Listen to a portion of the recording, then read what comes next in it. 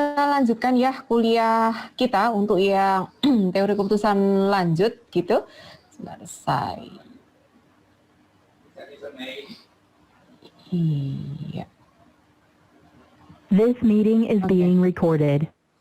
Ya, untuk hari ini kita akan membahas salah satu tools ya dalam multiple criteria decision making yang namanya adalah analitik hierarki proses gitu ya.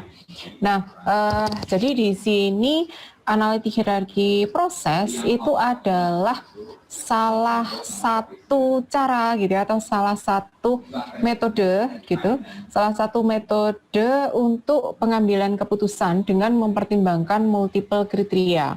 Nah, pengambilan keputusan dalam dengan pertimbangan multiple kriteria atau MCDM ya, multiple criteria decision making itu adalah salah satu kelas ya dalam pengambilan keputusan di mana di situ kita mempertimbangkan beberapa kriteria secara simultan, ya. Dan seringkali kan yang terjadi seperti itu ya. Jadi kita dalam mengambil suatu keputusan itu seringkali lebih dari satu kriteria ya yang digunakan. Misalnya saja Anda setelah lulus ini kemudian ini melamar pekerjaan gitu ya, melamar pekerjaan. Nah ternyata di sana ada ada tiga perusahaan nih yang menawarkan gitu ya, yang menawarkan offer kepada Anda, offer job. Sebentar ya, saya tutup. Jadi misalnya tadi kan ada 3 perusahaan taruhlah seperti itu ya, kemudian menawarkan pekerjaan buat Anda. Nah, kemudian Anda kan hanya bisa milih salah satu gitu kan. Nah, seringkali untuk memilih pekerjaan mana yang akan diambil itu kan mestinya harus mempertimbangkan banyak kriteria kan gitu ya, nggak cuma satu. Nah, jadi kriterianya itu bisa benefit, kemudian bisa reputasi perusahaan, kemudian bisa lokasi, kemudian juga bisa pertumbuhan perusahaan dan seterusnya. Nah, ini salah satu contoh multiple kriteria. Jadi kita ngambil suatu keputusan di mana di situ kita mempertimbangkan sekian banyak kriteria itu secara simultan. Nah, ini yang masuk dalam kelas multiple criteria decision making. Dan ini seringkali kan seperti itu. Jadi kalau sebelumnya nih ya di kuliah-kuliah minggu-minggu sebelumnya itu kan lebih kepada single objektif ya, single kriteria lah. Single kriteria. Jadi kalau misalnya kita memilih sesuatu itu hanya menggunakan satu kriteria tunggal saja. Nah, di sini kita akan bahas bagaimana kalau kasusnya itu adalah multiple kriteria. Nah, salah satu toolsnya ini adalah AHP. Sekali lagi ini salah satu ya, bukan satu-satunya. Di luar sana masih banyak nih tools-tools untuk MCDM gitu. Nah, ini acknowledgement slide dari kuliah saya ini sebagian saya ambil dari slide-nya profesor saya ya waktu ambil S3. Baik. Jadi di sini AHP itu didevelop pertama oleh Thomas L. Saati, ini sekitar tahun 90-an.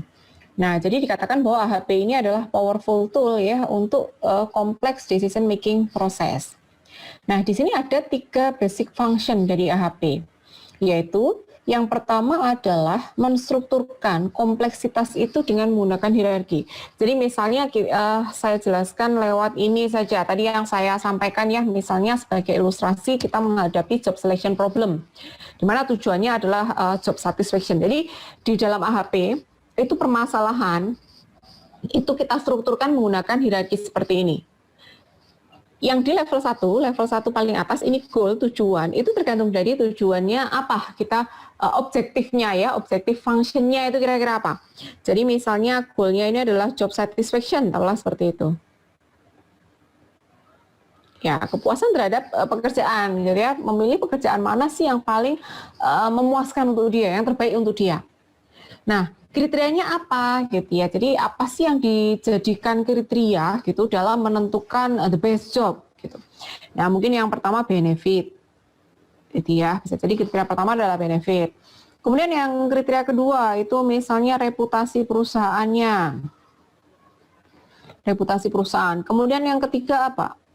Misalnya lokasi perusahaan. Nah, perusahaannya benefit gitu ya, kemudian reputasinya bagus tapi lokasinya pedalaman misalnya. Ya, lokasi. Kemudian yang keempat apa? Benefit, reputasi, lokasi, misalnya kolega. partner kerja saya siapa sih? Apakah orang Indonesia semua? Apakah di sana itu ada orang asingnya atau mayoritas penduduk lokal atau bagaimana? Nah, misalnya loh ya kolega. Kemudian yang terakhir misalnya apa? Growth-nya, pertumbuhan perusahaan misalnya. Nah, misalnya ini. Ya, misalnya ini yang dijadikan kriteria. Nah, sehingga untuk goal yang job satisfaction tadi itu kalau di breakdown itu misalnya di breakdown menjadi 5 kriteria ini. Nah, yang paling bawah itu adalah alternatif yang nanti akhirnya akan dipilih. Nah, jadi misalnya di sini alternatifnya adalah company A, B, C, misalnya seperti itu ya. Misalnya seperti itu. Nah, ini yang dimaksudkan yang nomor 1. Jadi di dalam AHP itu, permasalahan yang kompleks itu distrukturkan dengan menggunakan hierarki. Ya, seperti ini ya, dari tujuan di breakdown menjadi kriteria, kemudian yang paling bawah itu adalah alternatif. Nah, apakah harus seperti ini urutannya? Tidak. Jadi ini sesuai dengan kebutuhan ya. Ada berapa level? Ini kebetulan ada 3 level, level 1, 2, 3. Tapi bisa juga di breakdown menjadi 4 level, 5 level, bahkan tidak harus simetris. Itu sangat mungkin. Nah, itu ya. Ini yang pertama. Jadi dalam AHP itu problem itu distrukturkan dengan menggunakan hierarki. Ini ya, structuring complexity using hierarchy. Itu 1. Nah, kemudian yang kedua, basic function yang kedua itu adalah pengukurannya itu dengan menggunakan rasio. Jadi measurement itu on a ratio scale. Jadi berdasarkan rasio ini maksudnya adalah dalam AHP ini nanti kita akan melakukan proses membandingkan gitu ya secara berpasangan untuk item-item pada level yang sama with respect to satu level di atasnya. Jadi misalnya untuk kasus ini itu kita punya 3 alternatif A, B, C. Nah, nanti kita akan melakukan perbandingan secara berpasangan untuk ketiganya ini ya, untuk alternatif A, B, C, kita lakukan secara perbandingan berpasangan with respect to atau dengan parameter satu level di atasnya, yaitu dari sisi benefit. Nah, jadi misalnya kita dari sisi benefit. Dari sisi benefit, kemudian kita lakukan perbandingan berpasangan. A terhadap B itu bagaimana, A terhadap C bagaimana, B terhadap C bagaimana, gitu. Nah, inputan perbandingan berpasangan itu kita tuangkan dalam bentuk matriks seperti ini.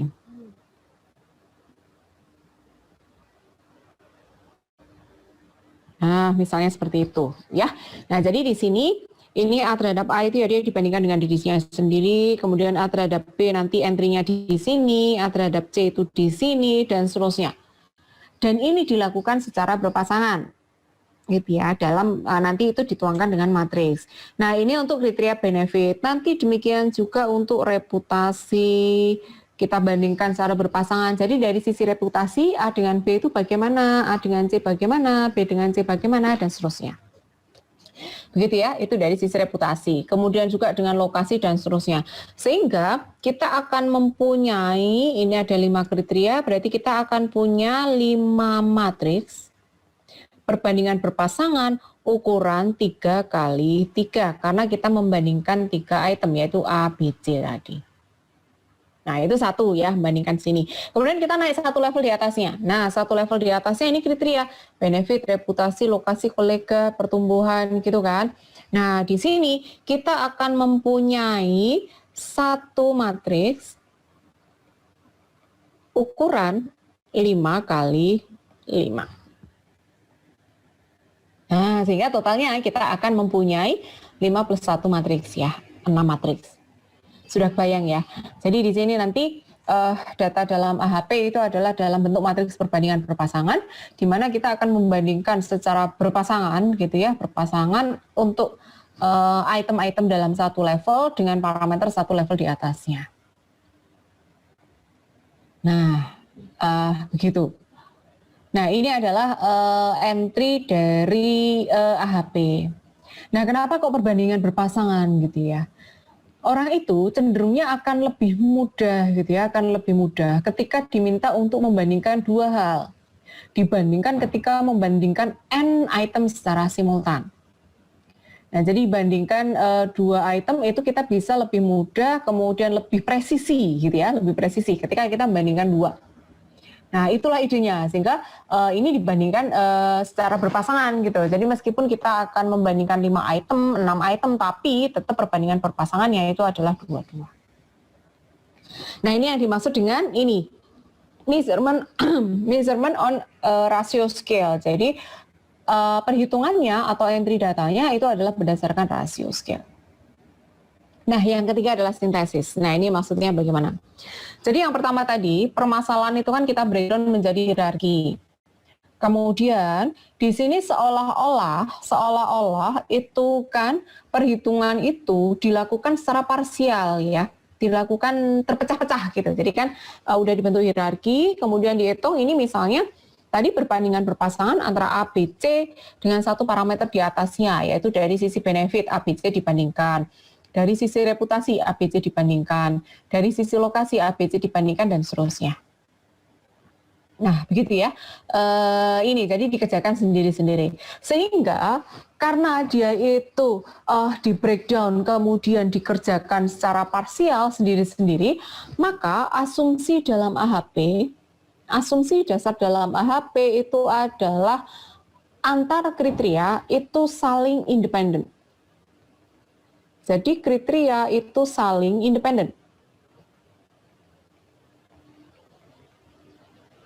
Demikian juga alternatif itu juga saling independen. Gitu. Nah, asumsi independensi ini memungkinkan kita untuk seolah-olah mengolah sendiri-sendiri gitu ya. Jadi udahlah dari sisi benefit aja, diisolasi semua kriteria, kita lihat dari sisi benefit A dengan B itu lebih disukai mana, seberapa lebih disukai, A dengan C bagaimana. Nah, itu adalah dari sisi benefit gitu ya. Seolah-olah diisolasi tanpa mempertimbangkan yang lain. Kemudian ketika kita dari sisi reputasi, kita bandingkan A, B, C gitu ya, secara independen gitu. Demikian juga yang lain. Nah, asumsinya di sini adalah antara reputasi, benefit, lokasi itu nggak ada hubungannya, jadi saling independen. Nah, padahal belum tentu seperti itu ya. Loh kok bisa sih Bu? Biasanya kan kadang-kadang ada hubungannya nih, kayak misalnya lokasi dengan benefit mestinya ada hubungannya dong gitu kan. Gaji di pedalaman tentu saja beda dengan gaji di perkotaan misalnya. Nah, kalau misalnya asumsi independensi itu tidak terpenuhi, nah maka jangan pakai AHP, tapi AHP itu harus dimodif ya atau di-extend menjadi yang namanya ANP misalnya, Analytic Network Process. Nah, kalau Analytic Network Process itu adalah untuk mengatasi ya jika ada dependensi antar kriteria maupun antar alternatif. Nah, tapi kita bahas dulu yang AHP sekarang ya. AHP ini yang mengasumsikan bahwa antar kriteria itu adalah saling independen, sehingga kita bisa ngolahnya itu secara independen gitu ya, sendiri-sendiri, tidak saling terkait. Nah, baik. Nah, itu ya. Tadi setelah kita hitung sendiri-sendiri ya, dihitung sendiri-sendiri seperti itu, nah maka kemudian untuk menghasilkan solusi akhir, maka kita lakukan proses sintesis. Nah, sintesis itu kita gabungkan jadi satu. Nah, itulah yang tahap ketiga tadi, sintesis. Nah, jadi seperti itu ya, basic function dari AHP. Jadi yang pertama itu kita menstrukturkan kompleksitas dengan menggunakan hierarki. Kemudian kita lakukan perhitungan ya, kita lakukan perhitungan itu berdasarkan rasio scale, jadi berdasarkan perbandingan berpasangan tadi. Kemudian setelah itu kita lakukan sintesis, digabungkan lagi menjadi satu. Nah, kurang lebih seperti itu. Itu adalah basic function dari AHP. Ya, ini contohnya seperti ini. Kemudian ini step-stepnya. Jadi stepnya yang pertama kita define the problem dulu, didefinisikan masalahnya. Kemudian yang kedua kita menstrukturkan menjadi sebuah hierarki. Disusun yang paling atas adalah goal, kemudian kita terjemahkan ke level di bawahnya, terjemahkan lagi ke bawah-bawahnya, dan seterusnya, sampai yang paling bawah itu adalah alternatif. Begitu. Disesuaikan ya, tidak ada patokan khusus untuk struktur hierarkinya harus seperti apa, sesuai dengan kebutuhan. Gitu, intinya adalah goal yang paling atas, alternatif yang paling bawah. Nah, yang di tengah itu disesuaikan dengan kebutuhan. Sudah, setelah menstrukturkan hierarki, kemudian selanjutnya adalah kita membuat perbandingan berpasangan, seperti yang saya jelaskan tadi. Input data dalam AHP itu adalah pairwise comparison matrix atau matriks perbandingan berpasangan. Nah, ya, seperti itu. Itu kemudian dari matriks perbandingan berpasangan, maka selanjutnya kita hitung local weight ya. Bobot lokalnya. Jadi tadi setiap matriks itu nanti akan kita selesaikan gitu, diselesaikan, dihitung bobotnya. Nah, setelah ketemu bobotnya, maka kemudian kita lakukan hierarchical composition, digabungkan lagi menjadi satu. Kemudian review model. Dan kalau misalnya ada yang perlu direvisi ya direvisi. Nah, kurang lebih ini ya step-step dalam AHP. Nah, untuk hari ini kita akan membahas dulu tentang matriks perbandingan berpasangan dulu. Ya, jadi di sini akan kita bahas terkait dengan matriks perbandingan berpasangan. Nah, misalnya kita punya N item, ya ada sejumlah N item yang akan dibandingkan. Nah, maka kita akan mempunyai matriks dengan ukuran N kali N. Nah, ini matriksnya seperti ini. AIJ gitu ya, secara umum atau entry matrix itu sebenarnya adalah kita membandingkan item I dengan item J. Dengan kata lain, ketika kita membandingkan item I dengan item J, itu seolah-olah kita itu merasiokan bobot antara item I dengan item J seperti ini. Gitu ya. Nah, ukuran matriksnya itu mesti matriks bujur sangkar. Ya, matriks bujur sangkar. Jadi tadi saya contohkan kalau misalnya kita punya 3 item ya, 3 item berarti kan kita punya matriks ukurannya 3 kali 3 gitu. Nah, jadi ini misalnya tadi ya, mana ini A, B, C gitu, ukurannya pasti 3 kali 3. Nah, entry di dalam matriks perbandingan berpasangan itu ya sebenarnya adalah rasio antara bobot item I dengan bobot item J. Ini ada beberapa sifat ya yang harus dipenuhi oleh matriks perbandingan berpasangan itu. Yang pertama adalah semua entry itu harus positif. Ya, semua entry itu harus positif. Ini karena kita berbicara dalam perspektif yang sama ya. Jadi kalau misal dalam perspektif yang sama itu adalah gini, antara A dan B mana yang lebih disukai? Oh, lebih disukai A. Atau A dan B mana yang lebih penting? Jadi sama penting, sedikit lebih penting atau absolutely lebih penting gitu. Mana yang lebih bagus? Gitu. Jadi bukan bagus versus jelek gitu, enggak. Sama-sama bagus, cuman dari keduanya ini mana yang lebih bagus? Nilai terendah itu sama bagusnya, gitu ya, sama bagusnya, kemudian yang satu lebih bagus, sedikit lebih bagus, dan seterusnya. Sampai level tertinggi adalah absolutely lebih bagus. Saya lompat sedikit terkait skala ya, supaya lebih terbayangkan. Nah ini, Saati itu mengusulkan ada 9-point scale ya, yang digunakan untuk inputan di AHP itu. Jadi nilainya adalah antara 1 sampai 9. Satu ini untuk mengindikasikan bahwa keduanya itu sama penting. Ya, keduanya itu sama penting. Itu nilainya 1. Sebaliknya 9 itu adalah yang satu absolutely lebih penting daripada yang satunya lagi. Nah, ini ada keterangan masing-masing ya. Kalau 3 itu seperti apa, 5 seperti apa, 7 seperti apa, dan seterusnya. 2, 4, 6, 8 itu juga sudah ada keterangannya. Nah, kenapa kok ini 9-point scale ya? Kenapa kok digunakan skala 9 gitu? Jadi mungkin awalnya kalau Likert itu kan paling hanya 4 atau 5, nah ini kenapa 9? Nah, saat itu mempunyai argumen bahwa dengan skala 9 itu sudah mewakili semua level preferensi. Ya, jadi semua level preferensi itu sudah ada gitu ketika menggunakan 9-point scale ini gitu. Nah, sehingga dalam mengisi kuesioner untuk perbandingan berpasangan maka kita akan menggunakan 9 skala ini. Nah, gitu. Saya kembali lagi ke sini. Gitu. Sekali lagi semua entry itu harus positif. Gitu. Dan menggunakan skala 1 sampai 9 tadi ya, 1 sampai 9. Nah, kemudian matriks A itu merupakan matriks resiprokal. Resiprokal itu artinya AJI itu sama dengan AIC atau AIC sama dengan seper AJI ini. Matriksnya resiprokal. Artinya gini, ketika kita punya matriks A, entry-nya 3 ya, kita bandingkan tadi misalnya A, B, C tadi.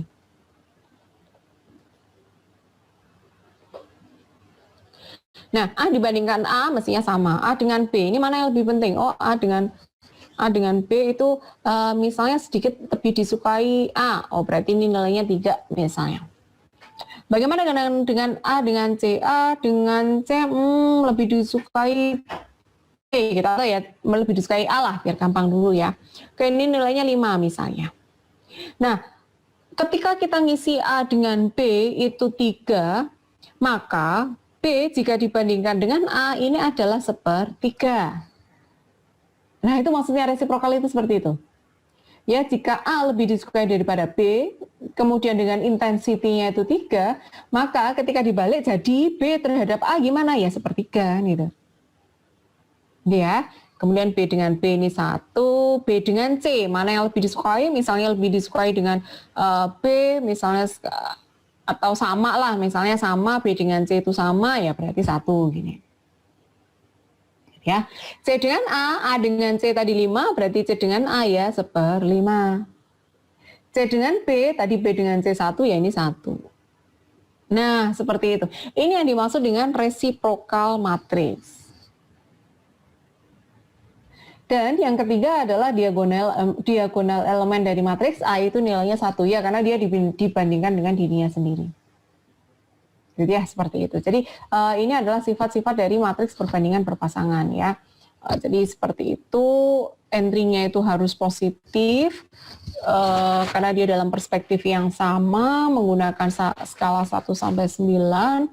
Kemudian matriks A itu adalah resiprokal gitu ya, AIC sama dengan seper AJI. Diagonal elemennya itu adalah 1.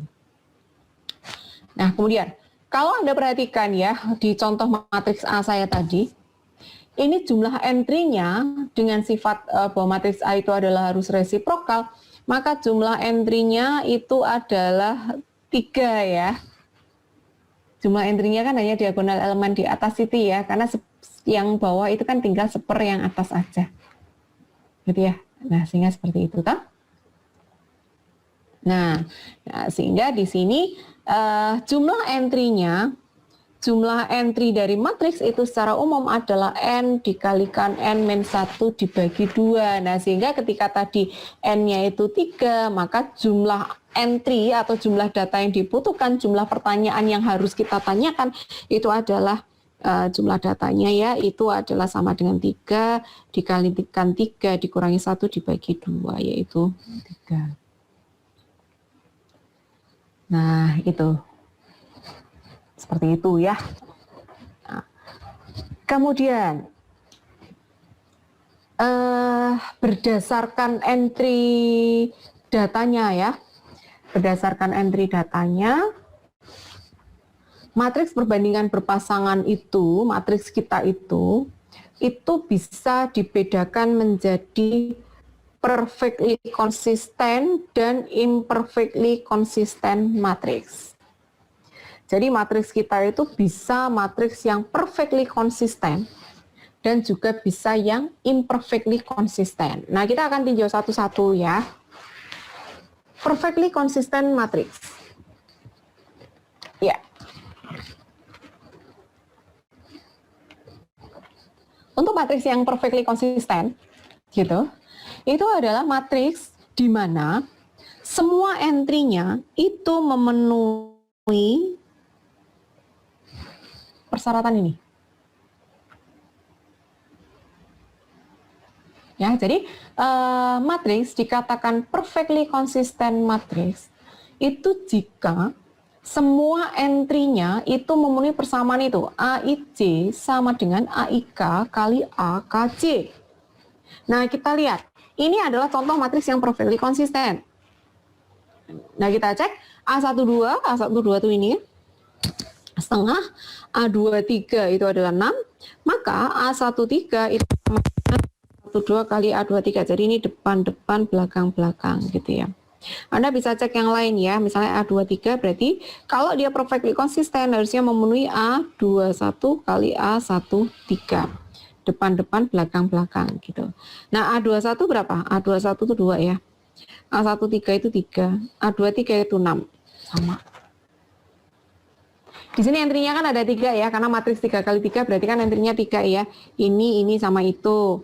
A13 sudah, A23 sudah. Coba sekarang A12. A12 ini harus sama dengan kalau dia perfectly konsisten, A13 kali A32. A12 itu setengah, A13 itu 3, A32 itu 1/6. Sama. Berarti confirm dia adalah matriks yang perfectly konsisten. Karena semua entry-nya itu memenuhi persamaan AIC sama dengan AIK kali AKC. Nah, untuk matriks yang perfectly konsisten, maka bobotnya itu kita hitung gitu ya. Kita hitung berdasarkan normalisasi dari kolom. Ya, jadi misalnya ya ini ya untuk perfectly consistent matrix. Misalnya adalah matriks yang perfectly konsisten. Ini adalah entry matriks A dikalikan W. W itu adalah bobot ya. W1 adalah bobot item 1, W2 bobot item 2 dan seterusnya. Nah, tadi ini matriks A per definisi tadi kan AIC sama dengan WI dibagi WC ya. Nah, seperti itu. Nah, sehingga AIJ itu kan kita bisa tuangkan ke sini. Nah, maka kalau ini kita ini bisa diganti ke situ, maka kalau misalnya kita ini hitung lebih lanjut akan menjadi bahwa AW itu sama dengan NW. Nah, atau di sini A kurangi N kali matriks identitas kalikan W itu sama dengan 0. Ini untuk perfectly consistent matrix. Implikasinya apa? Implikasinya adalah untuk menghitung W, bobot item, ketika matriks A itu adalah perfectly consistent matrix, maka kita bisa lakukan dengan menormalisasi any kolom. Bebas, hasilnya akan sama. Contoh untuk matriks A sebelumnya ya, yang perfectly consistent tadi, yang matriks A, ini matriks A. Nah ini perfectly consistent matrix. Nah, kita akan lihat mencari bobot ya, item 1, 2, 3. Misalnya kita menggunakan normalisasi kolom 1. Normalisasi kolom 1. Maka bobotnya adalah, ini, matriksnya apa? 1,5, 36 ya. Kita sini ya. 1,5, 36. Kalau nggak salah kayak gini ya. Ini berarti 2, 1, ini 1/3, 1/6, 1.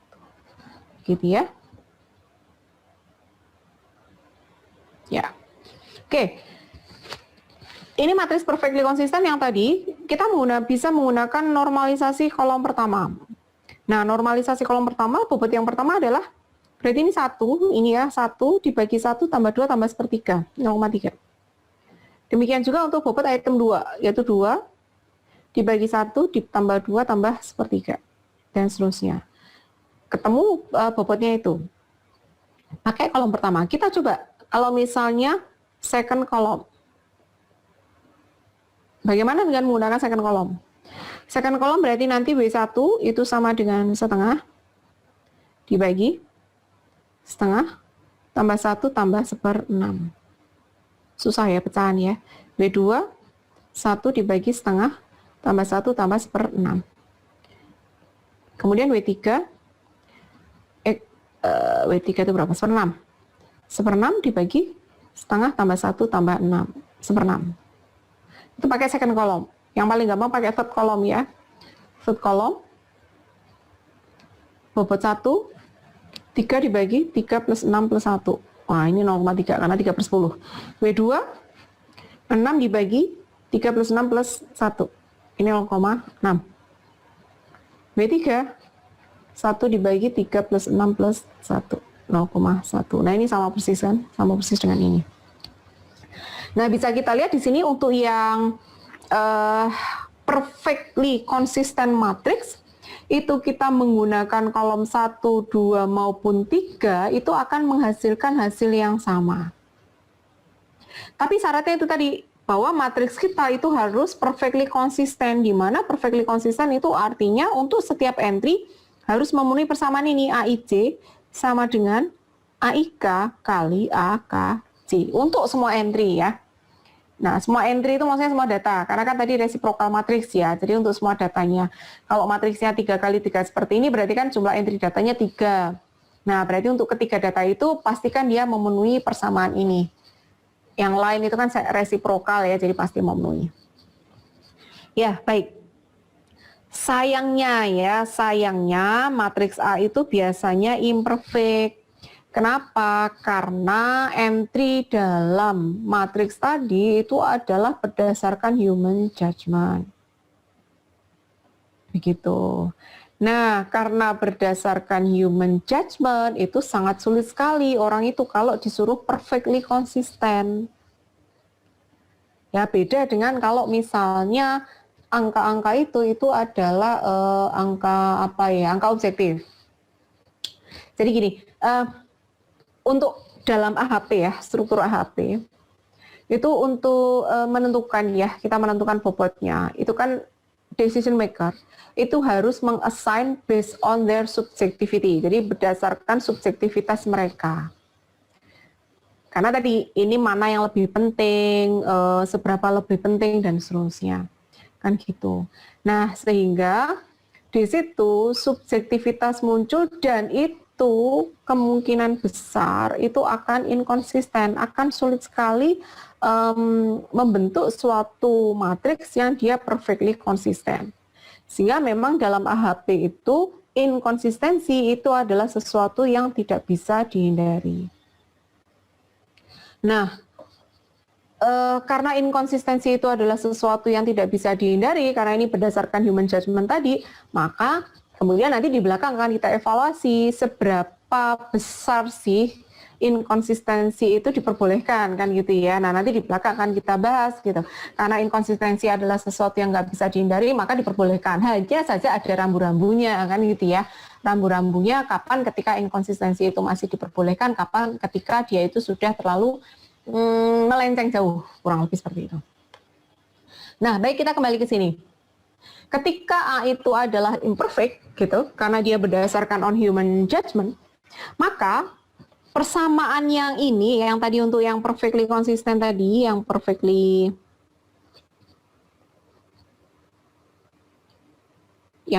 konsisten matrix, tadi itu kan yang ini ya, A min N kali I, W sama dengan 0. Kan gitu ya tadi. Kemudian dari sini maka kita tadi kan menggunakan kolom normalisasi toh.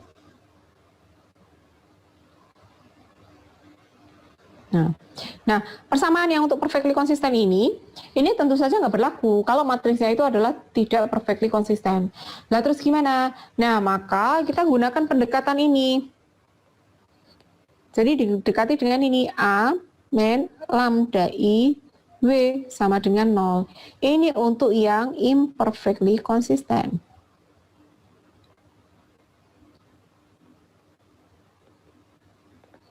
Nah, untuk yang imperfectly konsisten kita dekati dengan itu. Nah, sehingga dari sini Anda sudah bisa melihat ya, kita bisa lihat nih, oh berarti bedanya nih ya, kalau yang perfectly konsisten, itu kan di situ A min NI lambda. Kalau yang perfectly konsisten, W lambda. Yang imperfectly konsisten itu adalah A min lambda I W sama dengan 0. Nah, berarti di sini untuk melihat seberapa besar sih sebenarnya inkonsistensi dari suatu matriks, kita itu bisa melihat dari beda antara N dengan lambda. Ya kan? Karena tadinya kan untuk yang perfectly konsisten kan persamaannya A min NI kali W sama dengan 0. Nah, kalau yang imperfectly itu kan A min lambda I kali W sama dengan 0. Oh, berarti seberapa besar inkonsistensinya kita bisa lihat nih dari perbedaan antara N dengan lambda gitu. Jadi semakin jauh bedanya itu nanti akan semakin besar inkonsistensinya. Nah, itulah nanti yang memang selisih antara lambda dengan N inilah yang nanti pada akhirnya akan kita gunakan untuk mengukur derajat inkonsistensi dari suatu matriks. Gitu. Nah, dalam aljabar linier ya, lambda ini merupakan eigenvalue dari sebuah matriks, kemudian W itu merupakan eigenvektor dari sebuah matriks. Gitu. Jadi di aljabar linear ini nanti lambda itu merupakan eigenvalue dan W itu akan menjadi eigenvektor. Nah, kemudian karena nanti kalau misalnya Anda menyelesaikan nilai eigenvalue-nya ya itu bisa jadi kan ada lebih dari satu nilai lambda ya. Nah, nanti dipilih lambda yang maksimum. Baik, kita contohkan ini. Matriks A ini adalah imperfect. Kita cek ya, kenapa kok dia imperfect? Tadi syaratnya perfectly konsisten kan? AIJ sama dengan AIK kali AKJ. Kita cek ya, apakah ada entry yang tidak memenuhi ini.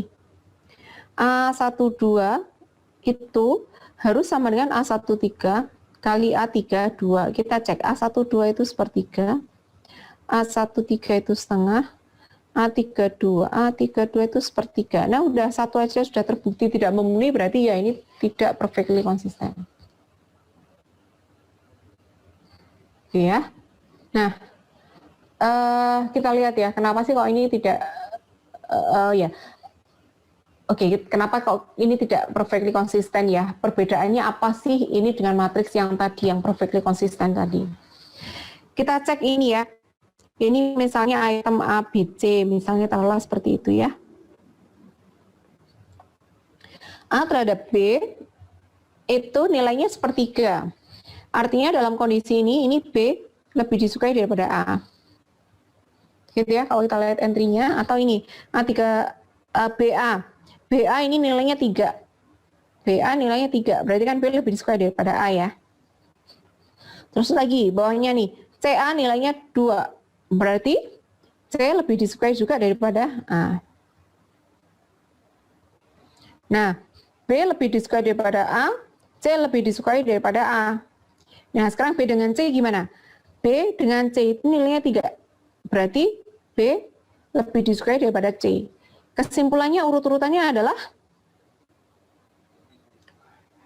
B, C, A. Gitu ya.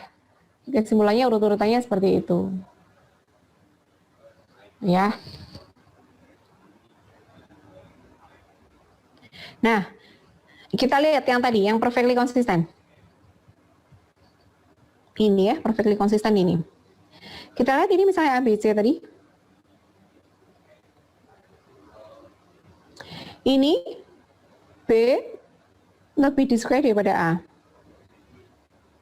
Kemudian A lebih disukai daripada C. Ini A, B, A, C, B, C sekarang.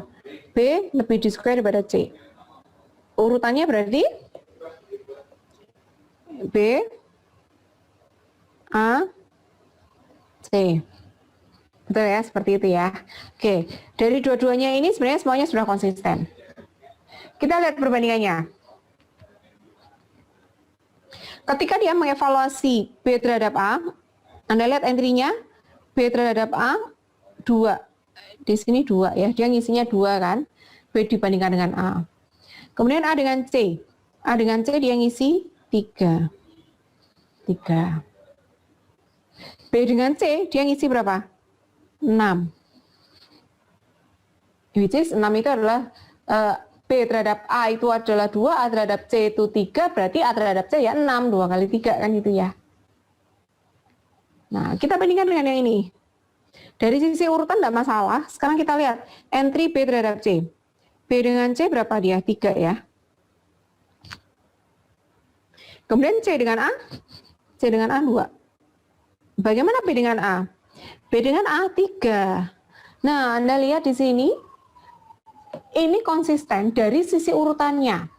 Hanya saja dari sisi numerical value-nya ini tidak sepenuhnya konsisten. Ya, karena B dengan C dia lebih suka B, betul gitu ya. C dengan A dia lebih suka C, betul gitu ya. B dengan A dia lebih suka B, betul gitu. Nah, ketika dia mengevaluasi entry value-nya, B dengan C dia ngisi 2, C dengan A itu ngisi 2, B dengan A dia ngisi 3 gitu. Padahal seharusnya lebih dari situ, yaitu harusnya 6.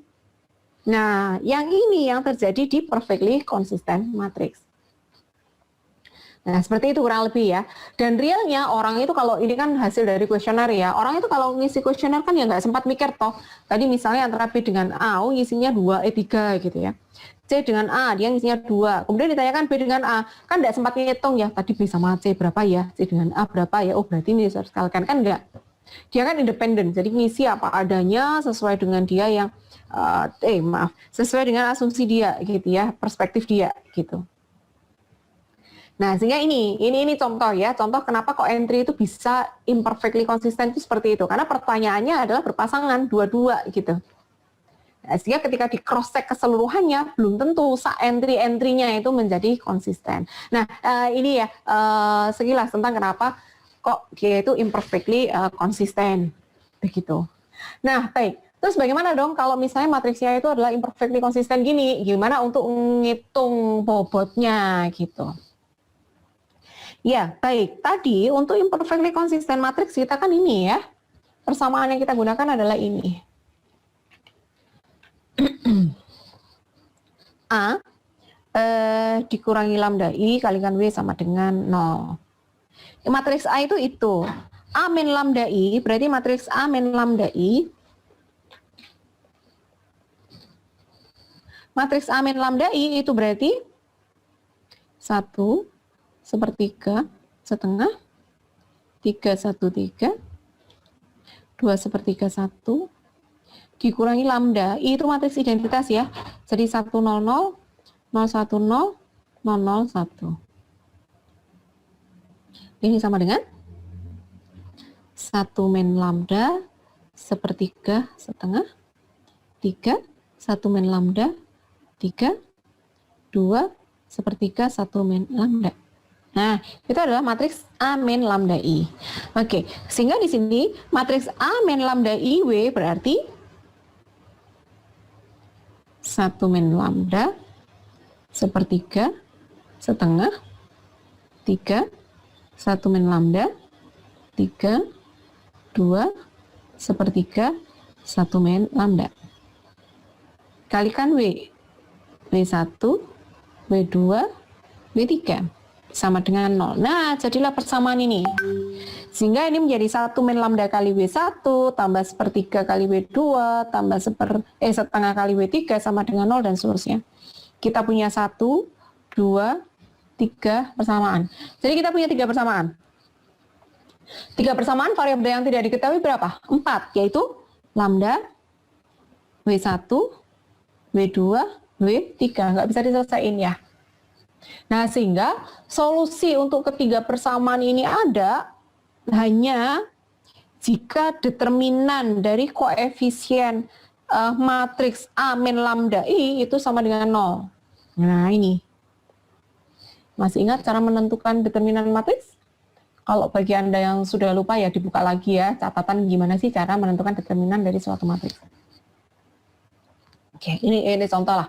Nanti silakan dibuka lagi catatan matriksnya ya. Ya, ini adalah menentukan determinan matriks ini sama dengan 0, ketemu lambdanya sekian. Nah, tadi sempat saya sampaikan ini yang dicari adalah lambda maksimum. Karena kalau kita lihat di sini ini kan persamaan lambdanya pangkat 3 ya. Pangkat 3 itu kalau Anda selesaikan nanti ada lebih dari satu nilai lambda. Nah, yang diambil itu adalah nilai lambda yang maksimum. Nah, ketika lambdanya ini sudah ketemu, maka ini silakan dimasukkan ke persamaan 1, 2, 3 yang tadi.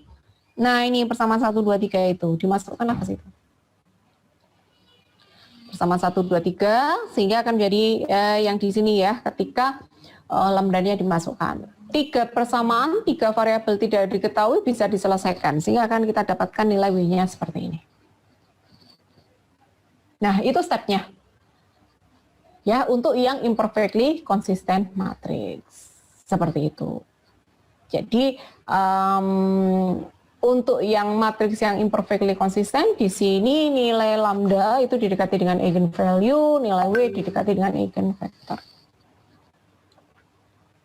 Baik, ini tadi sudah ya, skalanya 1 sampai 9. Nah, ini yang tadi saya sampaikan.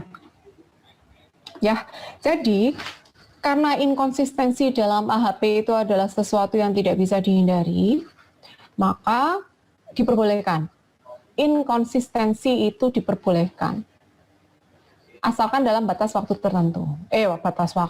Batas nilai tertentu. Gitu ya. Nah, bagaimana mengukur inkonsistensi? Tadi di depan disebutkan bahwa untuk yang matriks imperfectly consistent itu nilai n itu didekati dengan nilai lambda. N itu adalah jumlah item. Gitu ya. Nah, sehingga seberapa besar inkonsistensi itu bisa kita evaluasi itu berdasarkan selisih nilai antara lambda dengan n.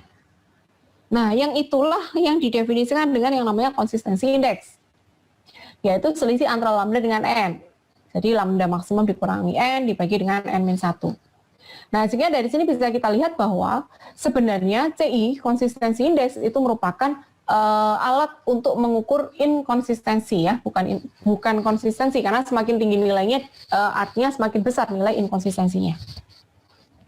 Begitu. Ya. Nah, setelah kita menghitung konsistensi indeks dari suatu matriks, selanjutnya kita akan mengevaluasi apakah inkonsistensi tadi itu masih dalam batas yang diperbolehkan atau tidak. Nah, dalam hal ini kita akan menggunakan 10% rule. Nah, 10% rule itu adalah ini ya, membandingkan antara konsistensi indeks matriks A dengan random index untuk matriks ukuran N. Apa itu random index? Nah, ini random index itu adalah jadi misalnya kita punya matriks ya, matriks ukurannya 3. Kalau matriks ukurannya 3, berarti kan tadi jumlah datanya adalah 3 ya. Jumlah datanya 3. Nah, itu jumlah data 3 itu kita acak gitu ya. Jadi inputnya itu kita random, kita acak gitu.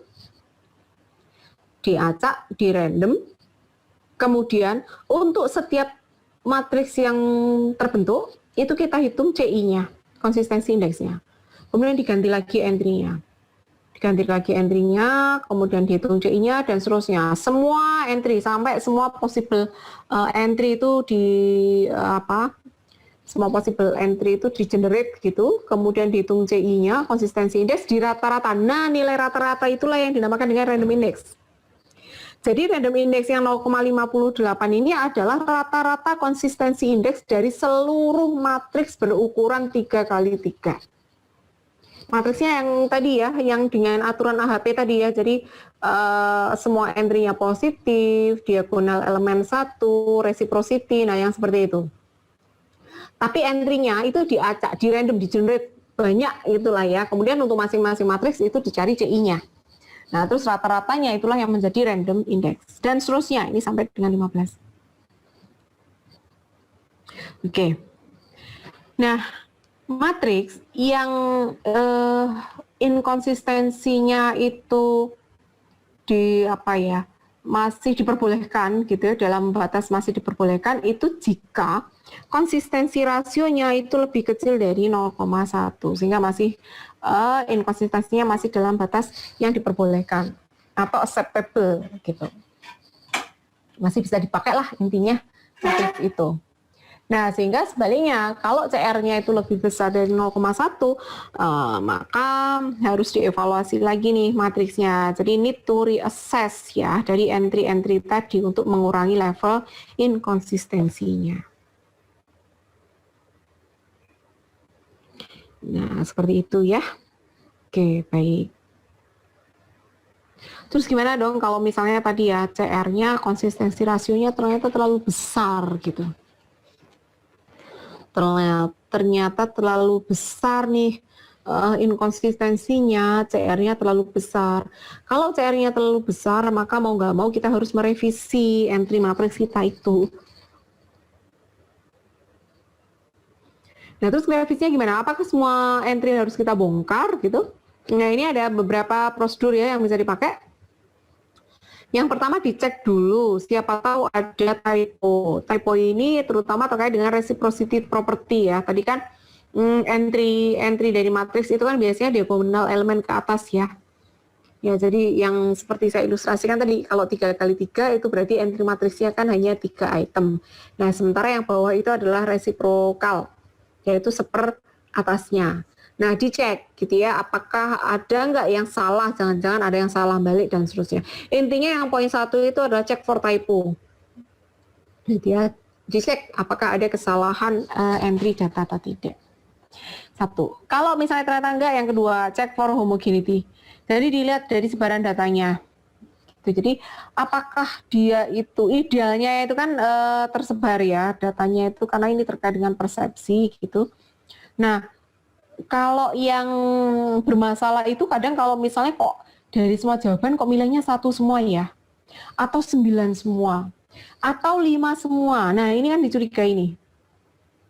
Sebaran datanya itu tadi, oh ini kok nggak tersebar secara merata ya, tapi kok dia mengerucut gitu atau mengumpul di satu titik. Nah, itu perlu dicurigai nih, ini bisa jadi ada kesalahan, mungkin respondennya itu nggak serius atau mungkin mispersepsi. Jadi kita pengennya menanyakan apa, respondennya nangkepnya beda gitu. Nah, itu jadi dilihat dari sebaran datanya. Kemudian yang ketiga check for unintentional violation of transitivity. Nah, ini yang terkait dengan urut-urutan tadi ya, transitivity property itu gini. Jadi kalau A lebih disukai daripada B lebih disukai daripada C, itu otomatis A harus lebih disukai daripada C kan gitu. Nah, ini yang namanya transitivity property. Nah, seringkali kalau misalnya responden itu diminta untuk mengisi, membandingkan banyak item ya, sedangkan kita itu membandingkannya kan dua-dua gitu toh.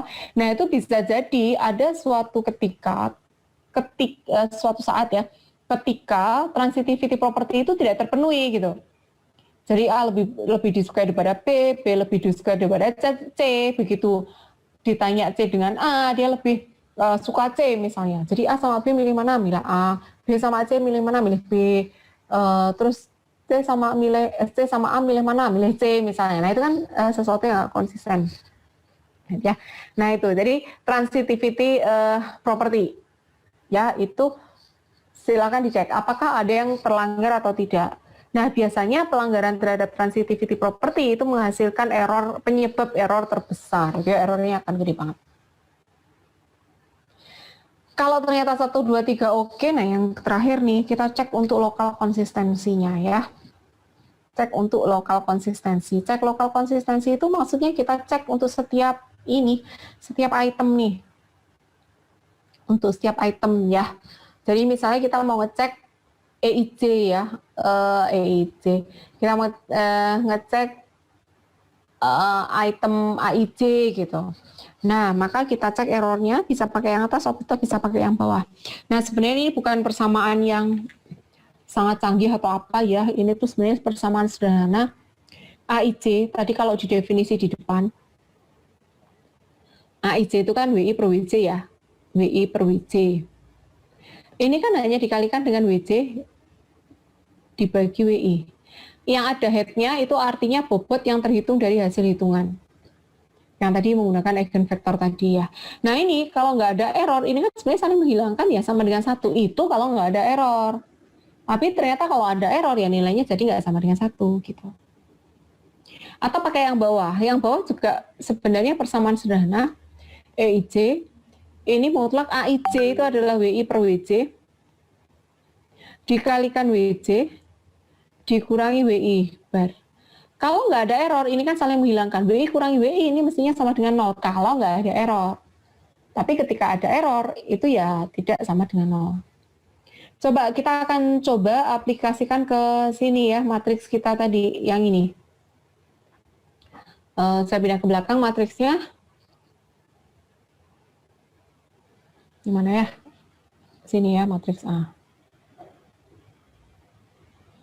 Matriks A tadi berapa entry-nya? Entry-nya adalah 1/3. 1/3. Berarti ini 3, 1, terus ini berapa? 3.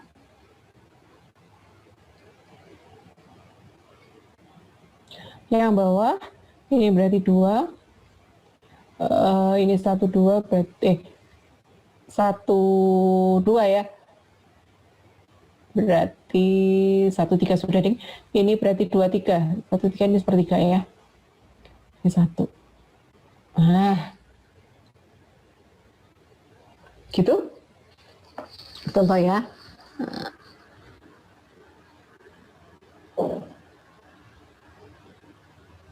Ya, kita cek nih di antara entry-nya tadi ya, entry-nya tadi itu kan ganti warna ya. Entry-nya tadi itu kan 3 yang di atas ya. Ini kurang ke bawah nih ya. 3 yang di atas, maaf, malah kehapus ya. Maaf, malah kehapus tadi mana ya? Ya, ini enggak apa-apa, kita ulangin lagi. Matriks A tadi apa? Malah terhapus ya. Matriks A tadi adalah 1/3.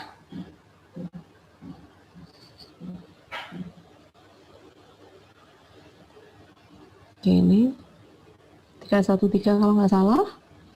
Terus ini 31, ini 2, 1, ini kok 1? Ini berapa tadi? Ini 32/3 ya. Gitu. Oke. Kita cek sekarang errornya. Untuk ini yang entry datanya kan sini ya. Ini entry datanya kan 3 ini. Kita lihat error 12. Ya, error 12, E12 berarti sama dengan A12 kali W2 hasil hitungan dibagi W1 hasil hitungan. Sama dengan A12, A12 itu sepertiga, W2 tadi W-nya itu ini ya, W2 0,5936. 0,5936. W1-nya tadi adalah 1571. Nah, ini adalah error entry untuk item 12. Bagaimana error untuk entry item 13? 13 berarti A13 kali W3 bagi W1. A13 itu setengah.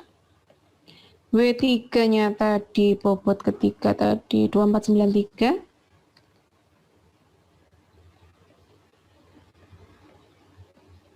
W1-nya 0,1571. Nah, gini caranya. Terus error 23 ya, karena entry-nya cuma 3 itu.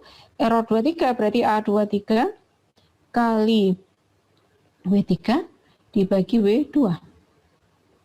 A23 itu 3.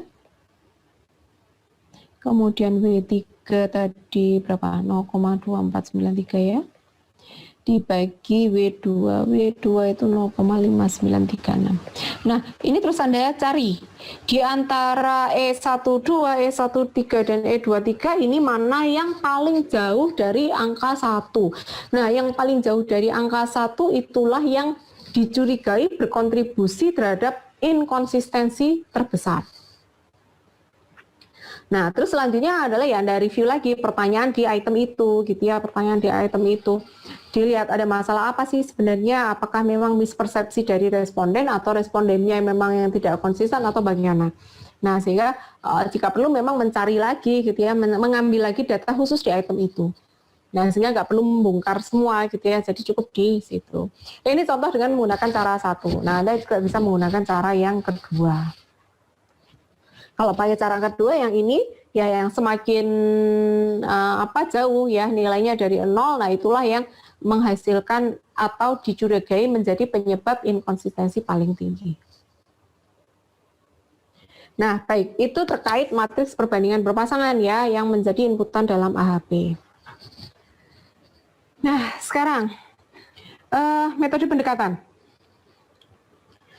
Kalau tadi untuk yang matriks yang tidak perfectly konsisten, itu kan kita dalam mencari bobotnya kita menggunakan eigenvektor dari matriks itu, gitu ya.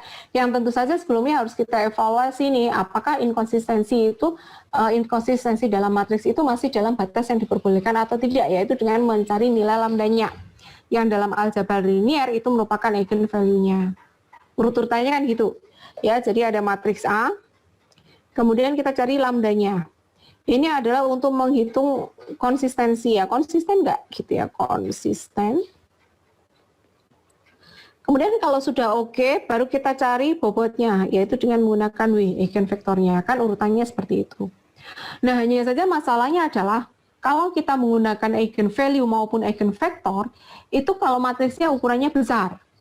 Jika matriksnya ukurannya besar, maka kita tidak bisa menghitung dengan manual, kan itu ya. Harus membutuhkan alat hitung tertentu gitu. Nah, masalahnya adalah bagaimana kalau itu tidak tersedia gitu. Alat hitung itu tidak tersedia. Nah, itu terus gimana? Nah, masalahnya kan seperti itu. Nah, itu yang akan kita pecahkan gitu. Jadi kalau misalnya matriksnya itu ukurannya besar dan tidak tersedia alat komputasi yang memadai gitu ya, nah maka kita harus menggunakan metode pendekatan.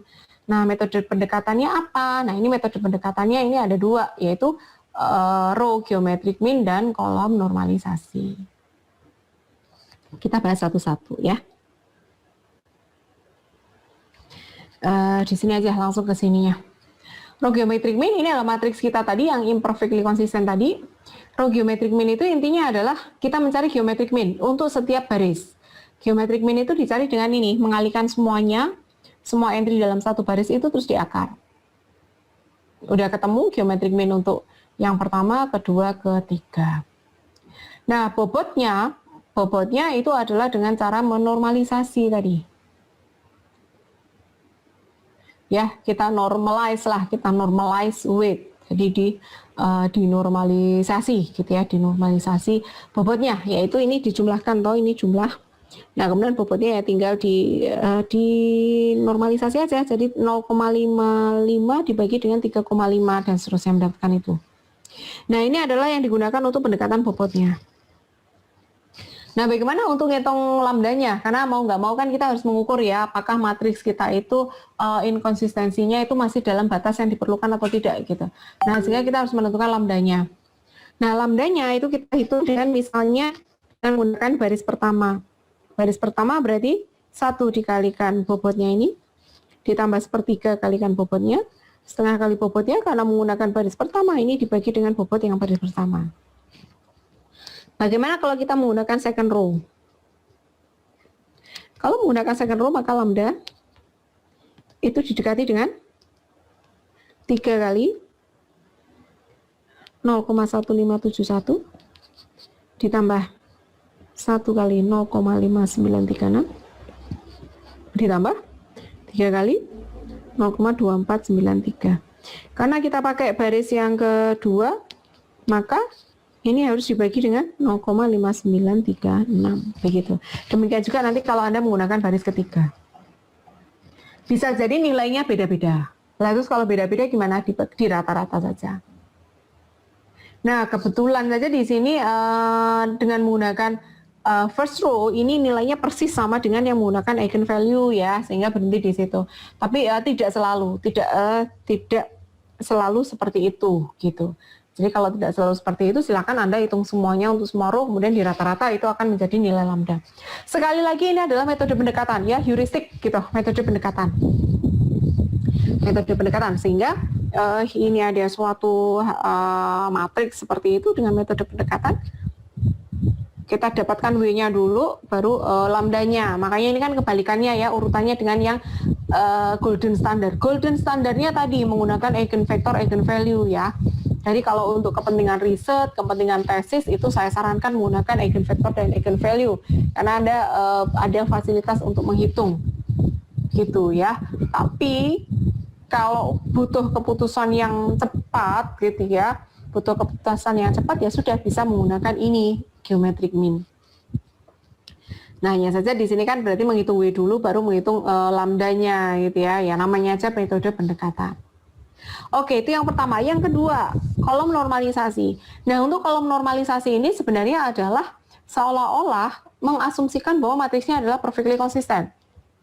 Yang tentu saja itu nggak tepat kan gitu ya. Bisa kita lihat kalau pakai kolom normalisasi ya, andaikan diterapkan ke matriks yang tidak perfectly konsisten.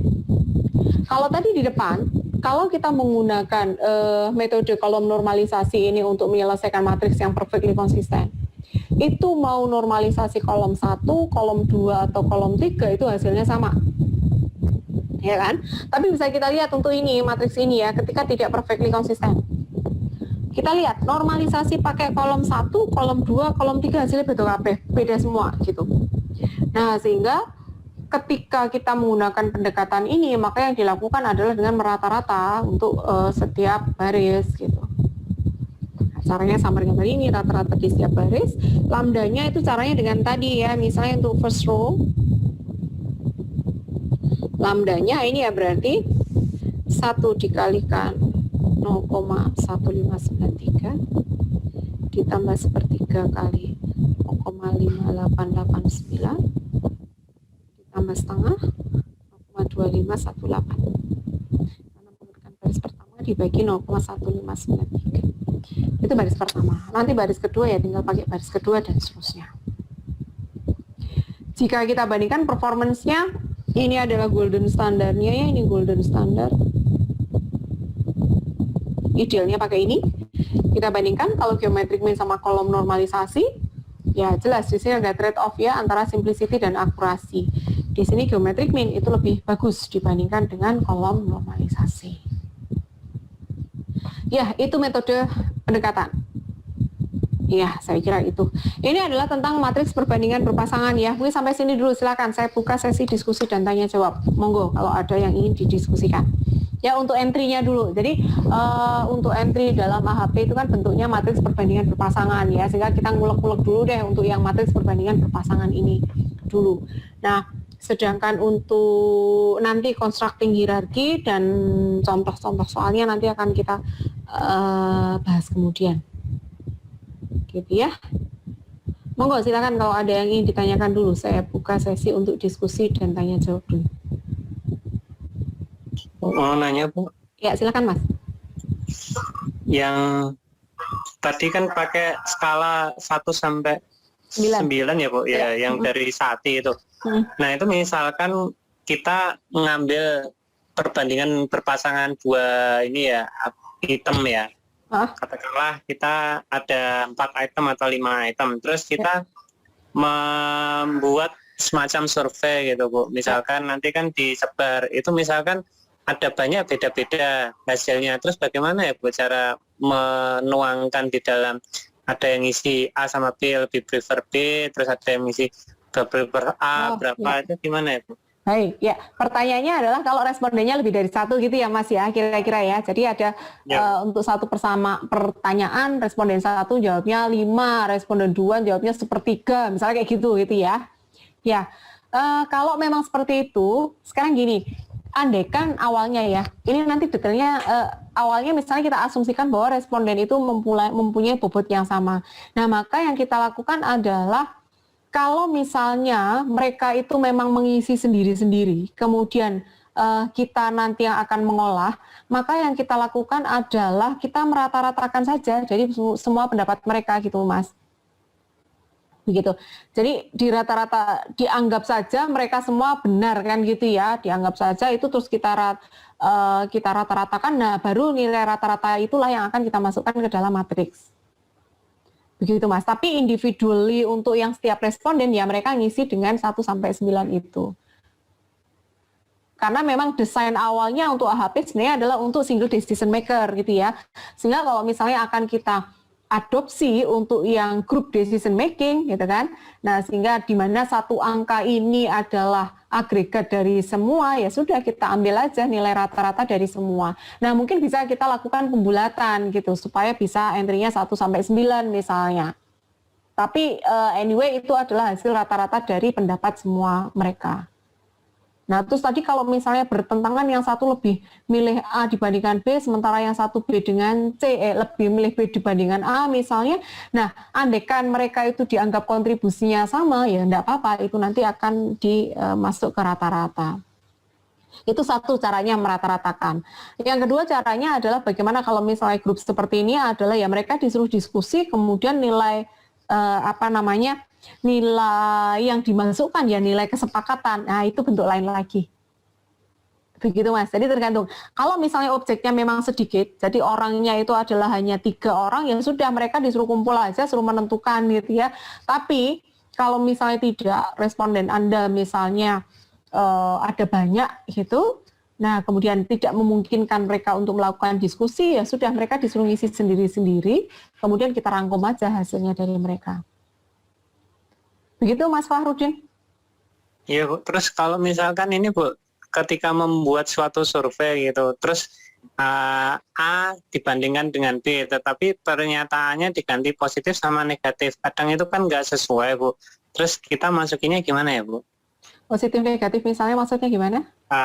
A lebih disukai daripada B gitu kan, seberapa sangat setuju atau sangat tidak setuju, terus habis itu kita balik pernyataannya B lebih tidak disukai daripada A, jadi yang satu A lebih disukai sama B lebih tidak disukai, kan harusnya itu kan pernyataan 2 ya sama gitu kan, tapi responnya jadi berbeda gitu. Nah, padahal itu responden yang sama. Nah, itu gimana ya Bu caranya? Kalau itu terkait dengan sebenarnya kenapa pertanyaan dibuat seperti itu kan hanya menguji konsistensi dari respondennya Mas ya.